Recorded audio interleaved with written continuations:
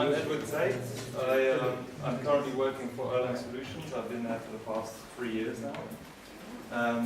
I work also with the ParaPhrase research group, which is essentially a group which tries to find new ways of expressing parallelism, new ways of solving problems there, trying to optimize things, this kind of thing. So my job specifically is to find new ways of expressing problems which contain parallelism on the Erlang VM. So that's the introduction. So what this talk is about is essentially Erlang, its concurrency model, the explorations that we've been doing into parallel programming in general. So there's going to be a bit of crazy code here in this talk that some of you might recognize.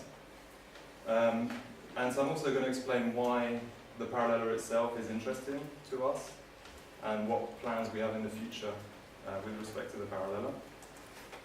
And also what our experience is in using Erlang in conjunction with the Parallella. And briefly OpenCL, but I'm not going to cover much about OpenCL here, and particularly not how it's implemented or anything like that. So what is Erlang? Erlang is a language which was developed at Ericsson, and it was designed to be distributed and fault tolerant. It was initially meant for telecom systems, so in telecom systems it was very important that there was a good uptime so that systems didn't just fail, essentially. And so it's distributed in the sense that an Erlang node can communicate with any other Erlang node on a network, so you just run Erlang on one computer and run it on another, and they should just both be able to talk to each other, essentially. And yeah, so I've already mentioned that they wanted zero downtime there. So Erlang as a language ended up being a concurrent language, which means that you could create lots of processes which run concurrently. And processes and message passing are core primitives of the language. So I think a bit like Open in that sense. Processes are useful entities in the sense that you can, in certain problems, it's useful to think of things as objects which can receive, or entities which can receive and send messages to one another. So I'm going to explain a bit about how the run queues work and the scheduler works later on, but not right now. So what does it look like? So it looks a bit like Prolog. The initial implementation actually was written in Prolog, so that's kind of why they took that syntax. They were, at the time they were considering also Lisp, but they settled on Prolog mainly because of the pattern matching that is available in Prolog. So they wanted to match against patterns and make it easier, specifically in dealing with network protocols, to be able to match against certain patterns there. So here's a Fibonacci example. It's kind of a very simple example. Hopefully some of you have seen Erlang before, but if not, this is just a recursive function definition. So you have the fib of n, and you call the fib of n again and add them together. And then you get the base case when n is smaller than 1, just return n, and that computes Fibonacci sequentially in Erlang.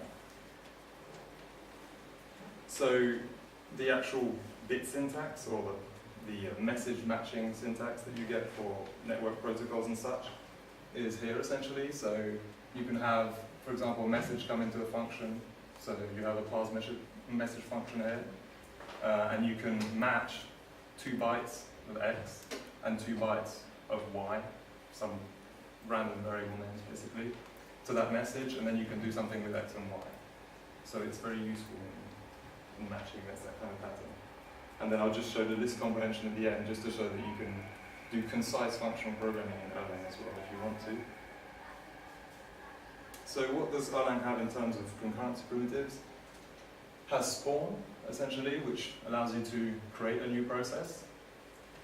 And then you get back a PID, essentially, and that process will run asynchronously. In the sense that you can, once you've done this spawn, there's no blocking or whatnot. Sending messages is also done in a manner where it doesn't block anything, so, whoops, doesn't block anything. So here's an example of a send to this PID, for example. So if we had some process that was spawned, which expected to receive some message, we could send a message to it using this kind of syntax. And in a similar way to receive a message, this is how it would be done. So this is how you obtain concurrency in Erlang. You could run Erlang on a single core machine and spawn loads of different processes which are concurrently handled by the scheduler, but there would be no parallelism there. So there would be no multiple cores executing work at the same time. So what concurrency abstractions does Erlang actually give you? Erlang has behaviors, which are essentially like type classes in Haskell, if you guys know a bit about Haskell. Essentially, well, without the type system, of course. There's essentially a set of functions that you can use which implement something, like, for example, a gen server. So gen server is the most common behavior used in Erlang, and it's essentially used to implement web servers or any other kind of servers that you want. So, explicit concurrency. When the problem is process-oriented, Erlang's explicit concurrency is really useful. So if you have a web server where you know you're going to have many processes that you want to handle, that want to do something, like, for example, handle a request, it kind of makes sense to use Erlang. In fact, the generic behaviors that come with Erlang are great for doing that. Similarly, messaging systems, distributed systems, Erlang is great. So what about matrix morphs? What about this kind of very fine-grained parallelism that can be done in hardware these days? So Erlang's primitives can be used to obtain parallelism, right? If you run Erlang on a multi-core machine, the scheduler will work with it and will essentially, I'll explain more about the scheduler later, but you will obtain some parallelism there because some processes will run on different cores depending on load, essentially. So here's an example of a map function which is designed to take advantage of the parallelism on your machine via the Erlang VM. So to explain this a little bit, we have essentially here a map which says, okay, this is the process I am, this map, right? And I'm going to spawn a function for every x in this list, right? And the function is responsible for sending the result back to this process here. So this map is one main process which sends out, which spawns a set of functions. Functions are run, and then all the messages get received in the base case here, basically. So I did a really simple diagram of that, but it's pretty simple. Map is the root, and then spawn set of processes which are responsible for computing the elements of the list, and then they get sent back, although the arrows don't point back, which they should. So implicit parallelism, can we actually do that? So we can actually express parallelism implicitly, but not in Erlang, not by default. So we could, for example, create some layers of abstraction above Erlang's processes and gain some kind of implicit parallelism. Like, for example, we could create a p-map, which we could then reuse in our code, and we would get some kind of parallelism there. So regardless of how careful you are, debugging race conditions is hard. What I mean by this is that when you're solving a problem that has some kind of parallelism in it, you don't necessarily want to think about threads. So in OpenCL, for example, you never really have to think about, well, you can think about it, but you never specifically have to think about what the threads are actually doing in themselves. So they could compute things, but you don't know exactly what the threads are doing. So we kind of saw another way of handling parallelism that was kind of external to Erlang as perhaps a layer of abstraction on top of Erlang. And we wanted to have a go at that. So I'm going to show you some of the code that we're using right now. We call it a domain-specific language, but really it's based on language which has existed for a long time. If you don't understand exactly how it works, then don't worry, don't panic, because not many people at the moment kind of do, I guess. So I'm going to introduce the three forms of parallelism that arise in problem solving without any kind of threading involved in this specific language, and to try it out essentially. So here the first form is functional parallelism. So which are functions which depend on independent data. So here we have a variable x, which is 1 followed by, in some time dimension, f of x. So you can see here this is a recursive call, essentially, right? And we have y here, which is the same thing, except it's 0 followed by the g of y, which may be some other function. So here, if we want to get z, right, we do x plus y, and we can already see that these two things can be executed in parallel because they're completely independent of one another. This y is dependent on y only, x is dependent on x only. So we know that x plus y can be added together in parallel, essentially. So if y here did depend on x, then our functions would execute kind of sequentially, depending on the model we had in the background. So there may actually be some pipeline parallelism going on there, depending on how it's implemented. So the next form of parallelism, pipeline parallelism, this is basically when, okay, I'm just going to show you the example. So x here is 1, followed by x plus 1 in the time dimension. So you can imagine the time dimension to just be an array, let's say, of infinite amounts of values. So here it would be 1, 2, 3, 4, 5, 6, right? I should say at this point that we can actually demand for the value of x at a specific point in time by using this syntax here, the at. So if we said x at time 0, we'd get back 1 here. If we said x at time 1, we'd get back, sorry, did I say 0? We'd get back 1, and then we get back 2, and then we get back 3 for each instance in time. So where's the parallelism here? So essentially, y is equal to f of x, and z is equal to g of y. So z depends on y, and y depends on x. If you ask for x, for f of x, or anything of x, at time 2, sorry, if you ask for z at time 2, then y can start computing, when x is known at time 0, y can start computing at time 1, and z can start computing at time 0. And when x is known for time 1, y can start computing that, and then z can start computing the following one. So there's some parallelism there in the sense that y and z will be executing different functions at different points in time to a certain extent. So also, but then z does encode dependency on y, essentially. And then the third form, spatial parallelism, which is seen in OpenCL. So the way we represent this is we just say that we have two dimensions, I and j, and we want to add together x and y, knowing that these two dimensions exist. And then essentially what we can do is request the value of z for I from 1 to n, and for j from 1 to n, so we request them all in parallel, and we get back essentially the addition of x and y, presupposing that x at I and j exists and y at I and j also exists. So for this example to work, you'd have to have an array or a matrix of some kind, which represented x, and similarly one which represented y.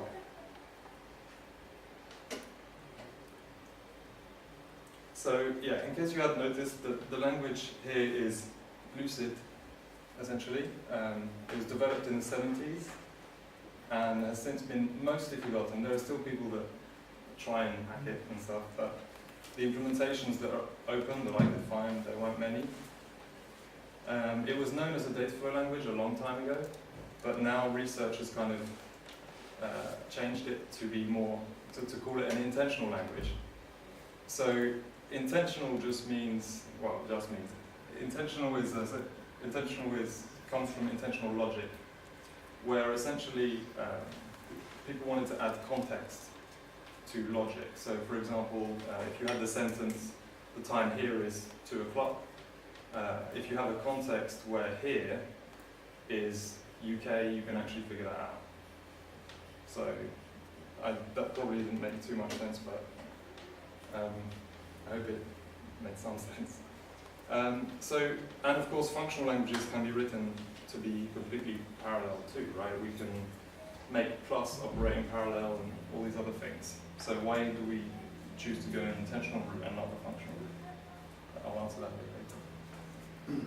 So I don't want to run too deep into this example because I don't want to lose everyone completely, but this is an example of the map function we saw earlier, which is defined in a completely different manner, essentially, than Erlang. And all I wanted to show with this map example is that there is no concept of threads or processes going on here. The threading, the processes, it's all occurring once you actually compile this code, essentially. So what we have is a map, right, which has a parameterized dimension, right? It takes as first normal argument a function f, as its second argument a number n. This n will be, I'll explain a bit about it later, but it's essentially meant to say how many elements do you want to map against at the same time. And x here is assumed to be some series of values. So this is equal to y, essentially. So y here is x, right? Which is the variable we put in the first place, followed by the x's in the dimension that you've specified of y, which is this. So the base case is going to be x. So at the end of the day, you're going to have this function applied to x and then applied to the next x, whatever that may be. This x's dot d here function, this just means parameterized dimension, which takes the same arguments as this, but what this does is it says run the function f on x for all of the values in this specific dimension from 1 to n. So if you, for example, set your limit here, your n, to 5, then this will ask for x to be computed along the d dimension 5 times. So it's pretty tricky to understand this upon first seeing it without actually showing you the semantics of the language. So this is the way it actually would work. You would essentially, for 10 values to be incremented across spatial dimension at the same time, you would create a dimension space and say x is equal to 1, for example, because what this means is that x is essentially an infinite stream of ones. And you can map across the space dimension some function, which here is, in this case, increment, 5 times along that dimension, and for the variable x, which in this case is 1. So it's just going to do 5 increments of 1, which is just going to be 5, essentially, at the end of the day, but it'll do them in parallel at time 1. So what we're really doing here, although it's quite a complicated example to understand, is we're simply asking for the first time, so time 1 essentially, to map across 5 values in parallel across this space dimension. And this is actually what happens. So D here, which is the dimension that we're specifying here, will have these plus 1s essentially added together.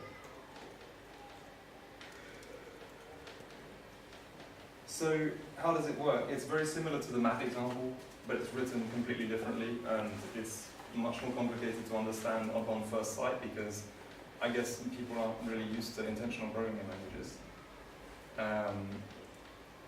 But mainly, we can choose how many values we want to compute against a certain dimension. We can subdivide it how we like, so we don't have to stick to a particular subdivision of across a space or any other dimension, like in Intensiona, for example. And the functional example is list-oriented, whereas we don't use lists at all. There are no lists in our examples.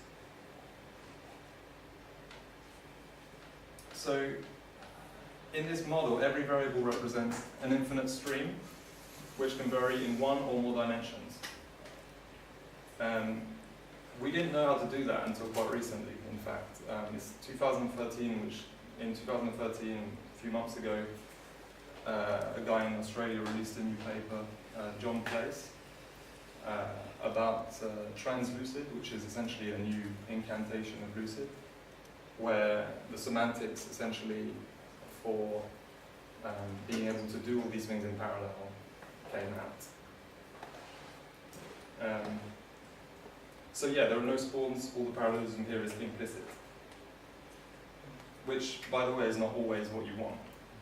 So for concurrency-oriented problems, where you want processes and you want processes to communicate, you might not want this abstract level of abstraction. So PSkel has been developing a language now for the past 6 months for expressing parallelism, and that's kind of what it looks like right now. We're still investigating how to actually write programs in this manner, but so far we've achieved quite good results. We've done matrix morphs that are much more efficient than doing so in just native Erlang, and essentially we wanted an excuse to optimize Erlang and VM, and we wanted to have it all self-contained in some manner. So also we wanted to play with a different scheduler, and it's easier for us to argue to have a different scheduler when we've got a distinct programming language. So also we want fast numeric operations, which is something Erlang doesn't have. Erlang supports doubles, it doesn't support floating point numbers by default.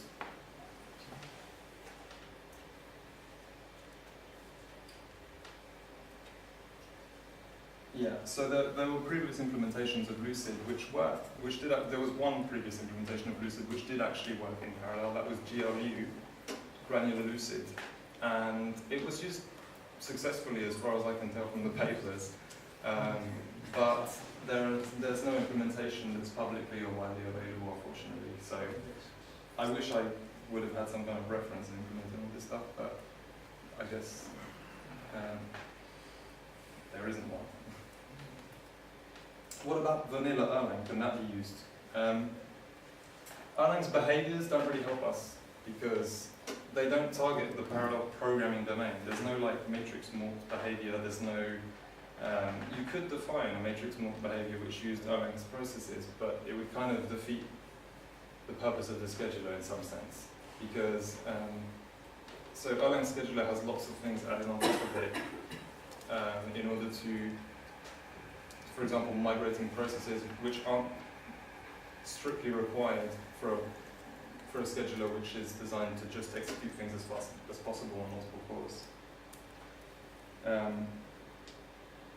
So Erlang's primitives allow us to write programs which operate in parallel but don't help us with solving the problem at hand.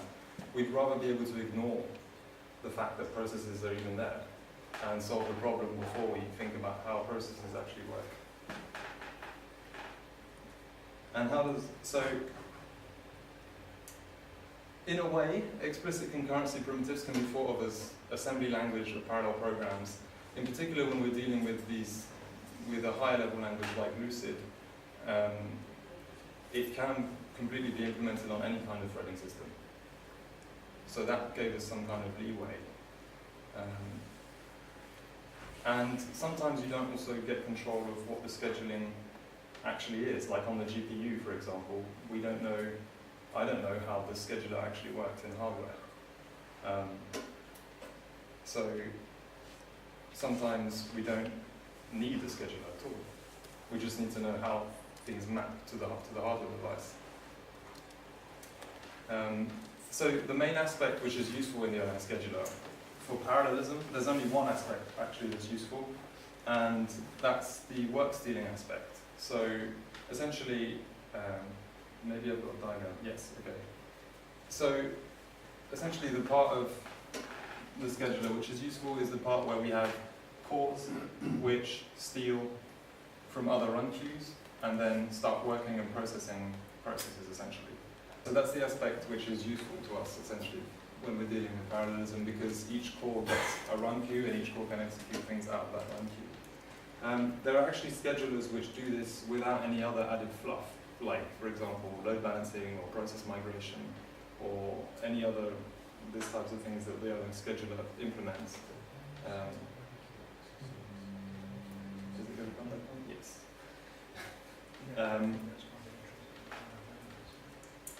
But the Erlang scheduler is very good at one thing, which is low latency.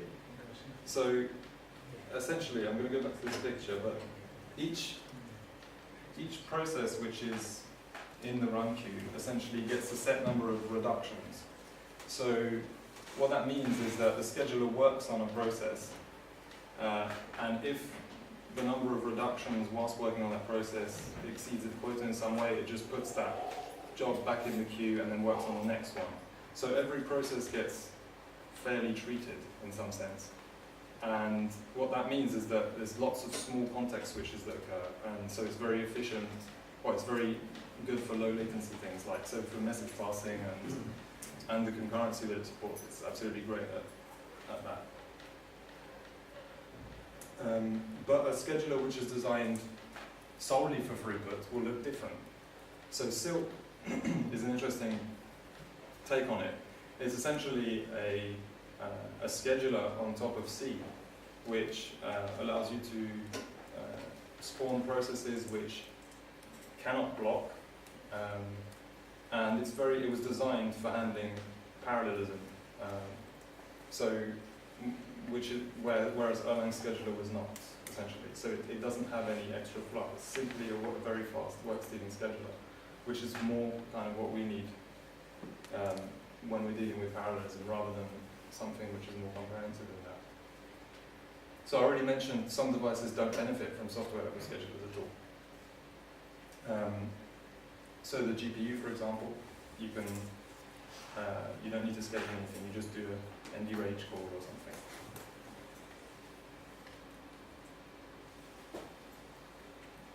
I've already explained this. What about offloading processes? So offloading, by that I mean, what about putting processes that are from the Erlang world onto the Parallella and trying to map it somehow and getting these processes to run on each core, or maybe having them communicate together in some interesting ways. We're really interested in doing that, actually. There's some people in my company who want to do that, but we're not there yet. So what I've been told is we're not there yet. I don't know what that means, but yeah. At the moment, we'd rather map lucid expressions to a purely work-stealing scheduler first, because to be honest, even if no one wants to use lucid at the end, people might still want to substitute Erlang scheduler with one which is designed more for parallelism if they want to do that. So offering an alternative scheduler for Erlang is something that we want to do, essentially, and the Parallella is the platform that we're kind of using at the moment to try experiment with these kind of things. So the ParaPhrase group that I work with also came up with some ideas to make parallel programming easier. They developed PSkel, which is a pattern-based skeleton framework, and they developed lots of ways of refactoring to these patterns. So by refactoring, I mean user-guided refactoring tools. So there's one part of Emacs, for example, where you can provide it with some Erlang code, and then it will try and refactor into the most appropriate pattern if it can kind of deduce that there is some parallelism there. And PSkel is a pattern/skeleton framework for Erlang specifically, which gives you these P maps, essentially, where you can put varying different skeletons in it, these farms, pipes, and any other type of pattern that we can find, which is usually used in solving problems which contain lots of parallelism. And so they're pretty useful, but they kind of aren't as expressive as having a full-blown DSL or full-blown language where you can kind of tailor exactly whether something compiles to one of these things or not. So the argument is refactoring better than compilation or not? And I don't think anyone really agrees on that. I'm more of a compilation guy, and they're more of a refactoring people. So I guess you guys have all seen PMAP before, but it's this kind of thing. You just have a map, and so it makes it much kind of trivial if you want to do map or farms.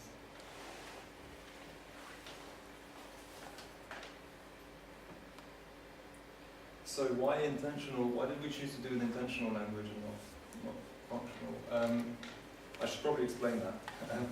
Intentional language operate upon dimensions, and it makes it really easy to write programs which operate in parallel because of this. So you can just say that at a point in time, a number of things should be done across another dimension. So you can say at this specific time, I want n things to be done across a spatial dimension, across an x or y or z dimension, and then you get parallelism for free, essentially. And multidimensionality is present in OpenCL as well, actually. But across 3 dimensions, they don't have an unlimited amount. And you can have both functional and intentional in one language, but we didn't know how to implement functions in Lucid until 2012. So it seems like it's quite late, but it's because essentially Lucid doesn't have any idea of closing over any environments. It's purely concerned with context. So there are no real closures, actually, even when we implement functions in Lucid. So where does OpenCL fit into all this? How have I actually used it? The first offloading demo we built, so by offloading I mean the first demo where there was a node which gave work to OpenCL, was an audio compression server. So we had a distributed Erlang node, which was a server which essentially received data from any number of nodes, executed a har wavelet transform, very simple, on the data, and sent the result back to output nodes. I'm going to talk more about the example that uses the Parallella though, because I think it's more appropriate. So OpenCL is great where GPUs are concerned. I'm not particularly sure how great it is for the Parallella, because Parallella has 16 cores, GPUs have however many, and because the subdivision of work on a GPU is done in hardware, and then it's debatable whether the subdivision should be the same on something that doesn't have native scheduling like the Parallella. Also, writing OpenCL kernels is hard, so I'd rather do something easier than that, because I'm lazy. Okay, I'm not lazy. So, we had 1 month to come up with something that ran on the Parallella machine that was kindly provided to us. We're very grateful for this Parallella machine we've obtained. And we'd used OpenCL before, so the demo we actually created which used the Parallella, we thought it makes sense to first use OpenCL and then later on maybe try and see what the difference was between using OpenCL and Parannella's native capabilities.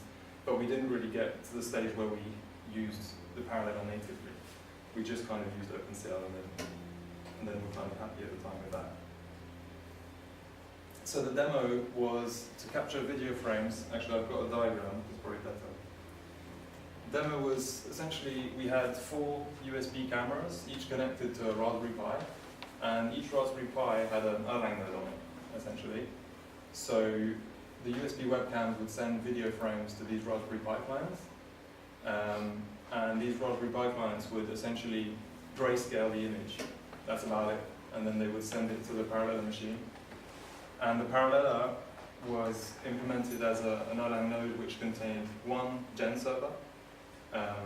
So it serialized all of the requests. So if 4 came in at once, they would be handled in some random arbitrary order, but they would all execute at the same time.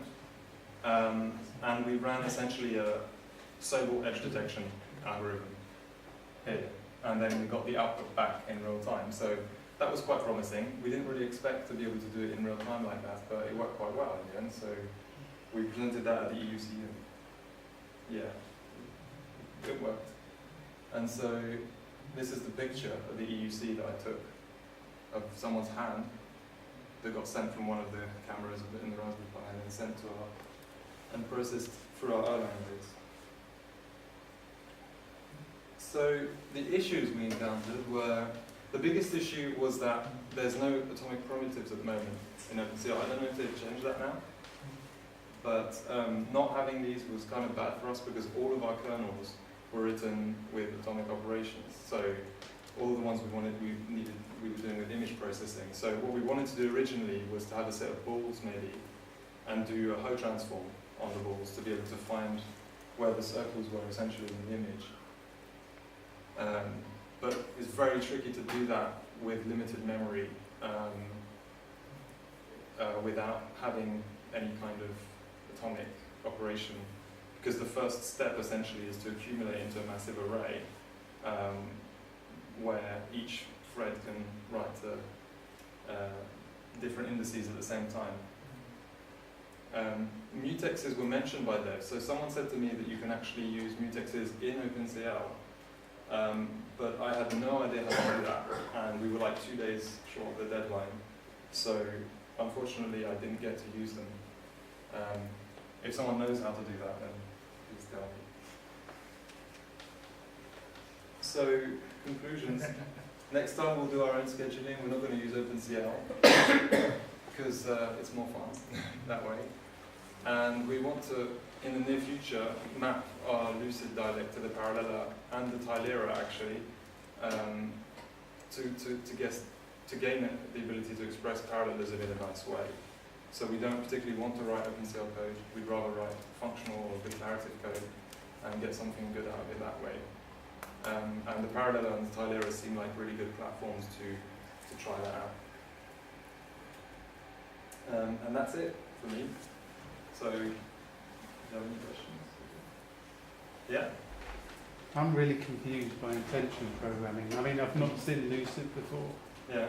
But it kind of feels to me a bit like you're trying to shove regex into C or something. Do you know what I mean? Why couldn't you use, say, list comprehensions in a matrix or something that's a bit more native to a bit simpler. Erlang? Well, something that's more native to Erlang rather than something, you know, off the beaten track. Yeah, well, essentially, it's a good question. I'm not really sure why we chose to go down this route. It was more,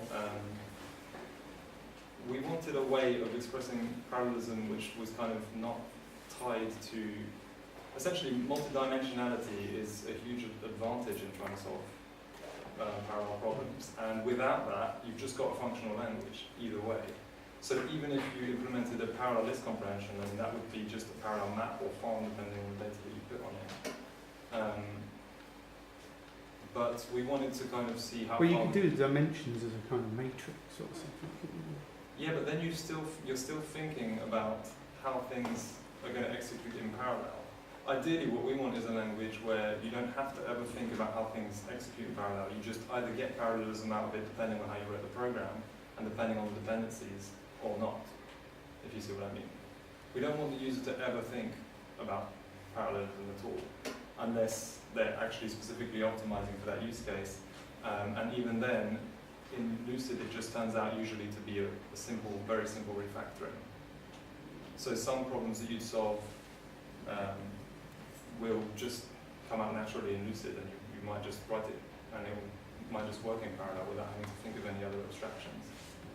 So we thought it was simpler, essentially, to do this than to actually go ahead and change Erlang. The other thing is, we do want to change Erlang and add parallel constructs to it. That's kind of the aim of this as well. It's not simply to build a language which gives us the ability to solve parallel problems. We want to add, fast numerics and other things, but one of the problems is that Erlang solutions and the guys who develop the Erlang VM, they're two disjoint entities.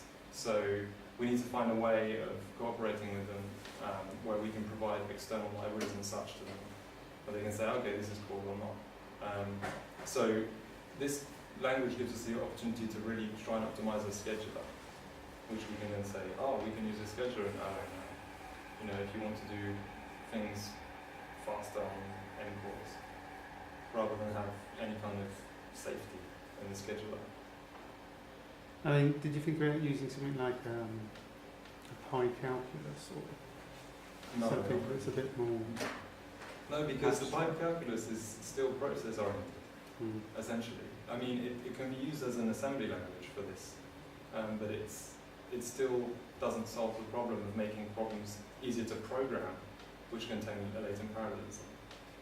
It just gives you processes to represent the problem, if that makes sense. Yeah. We don't want to think about processes when I don't want to think about processes when I'm programming algorithm. Jockemel's quite interesting in that respect though, isn't it? Because that does, Joccomel. Joe Camel? Yeah, because it's... I don't know what that is exactly. I think I read a bit about it sometime, but can you remind me? It has an interesting way of representing multiple processes and then making decisions based on the results of what those processes are. Again, it uses pi calculus among other things in order to arrange things in a certain way, but it's kind of algebraic in its the way it expresses things. Yeah, and certainly I think, I mean, I definitely think that the Pi calculus would be adequate to represent problems, to solve problems which contain parallelism. I just think that the idea of having processes isn't necessary here. Like, with Pi calculus, I see it more as, it's more useful if you want explicit concurrency, which may then end up being a system that contains parallelism. I think you'd have to do something clever with pattern recognition in order to achieve Pi calculus. But you'd be using pattern to assemble raw processes. That sounds interesting, but I'm not sure what you mean exactly by it. Nor mine. Okay. But I'm just trying to think of a native kind of Erlang-y way of doing it rather than introducing something that's unfamiliar. The point is there is a native Erlang way of doing it. You can use processes, and they are automatically, in the end, they will automatically run in parallel depending on how you structure. But they wouldn't run the parallel. Not on the Parallella, no, because we don't offload processes yet to the Parallella. On the Tilera, however, you could, because there it's kind of it's under Linux SMP. But again, providing you could do it in Erlang, providing you could offload those processes, is that really still the best way of solving your problem? Because you're still using explicit concurrency primitives in your code. You're still trying to spawn things, you're still worrying about where messages are sent, whether they ever get received. Things that basically you don't really want to worry about when you're solving parallel problems. Yeah? One question that occurred to me, and it's a very specific question. How NUMA aware is the existing Erlang scheduler? And I guess what's the sort of abstract, what's the thing that's going to drive what you're going to write, that's going to make the decision of whether to offload or not? What are the... What's the decision? Yeah. Is that going to be heuristic or is it programmer directed or what? Well, so at the moment, no one's got away in the research group of just offloading to the GPU automatically. There are ways of refactoring to it by saying, yes, please put it on the GPU, but that's cheating, really. You know, the Erlang scheduler NUMA aware, not as far as I know, I don't think anyone's done any work on making it NUMA aware, but I think it would be quite a good fit.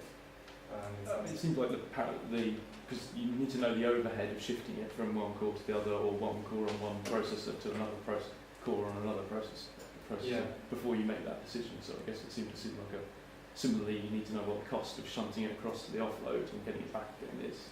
Yeah, exactly.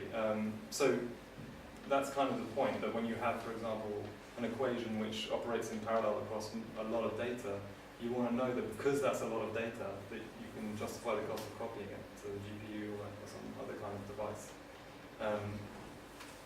I mean, you can actually just simply say, okay, well, the dimensionality of my data right now is such that it fits perfectly onto a GPU, so just offload it, you know. Or you can just say, well, the data is such that there is so many elements to be processed at once that it makes sense, and just set the limit yourself, really.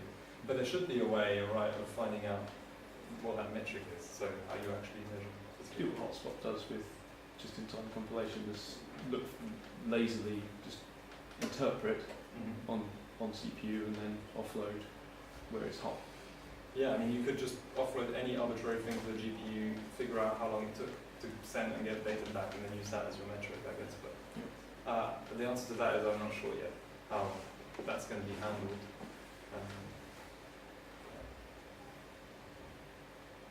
If you wanted to run Erlang on the course, how much memory do you need? Well, it varies actually, because Not some people are working on a very small Erlang, which is designed specifically for embedded devices. I don't know how much memory it needs though, I don't have that information on me right now. But I know that the native Erlang will not be able to fit, essentially, the Erlang that's vanilla. So that, I mean, otherwise people wouldn't be working on making it so small. But yes, I'm not sure how much memory it takes exactly. By default. and particularly the embedded version. I have one more question. If you're going to rewrite the scheduler, I guess what are you getting from Erlang? What are you getting from Erlang? Well, explicit concurrency primitives are useful. They're just not particularly useful to solve problems in the parallel programming domain. They're useful for the problems in the concurrency domain. And actually, this Erlang scheduler would be better than a very, very efficient throughput-based scheduler for handling concurrency, because it has lots of other things in the scheduler to help. Like, for example, if a load gets too high on one core, it starts migrating processes to another to ensure that load is balanced and stuff. And there's fault tolerance and other things. So I think at the end of the day, the Erlang scheduler is designed essentially specifically for concurrency. And I guess what I'm trying to say in this talk as well is that concurrency and parallelism in terms of scheduling need two different schedulers to be effective, to be fully effective in any case. So maybe an Erlang which is good at both will have two schedulers. I'm not sure, but that's what I would guess. Or a scheduler which is several layers where you disable a specific layer when it comes to a problem which is purely parallel. That almost sounds like two languages. Well, that's the point. Yeah. That in an explicit concurrency language, you get certain primitives that actually hinder you whilst programming parallel systems. And vice versa. If you're programming without processes and you want to actually talk about how processes are handled, this kind of thing, then a language which is abstracts over it is kind of less useful.